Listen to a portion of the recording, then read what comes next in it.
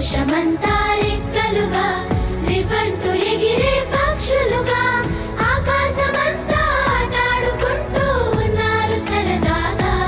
ఒకరేమో సీను ఒకరేమో జున్ను కలిసారే ప్రాణంగా కురిసారే వర్షంగా పాటేమో సీను ఆటేమో జున్ను ఒకటై ఎదిగారే మధుర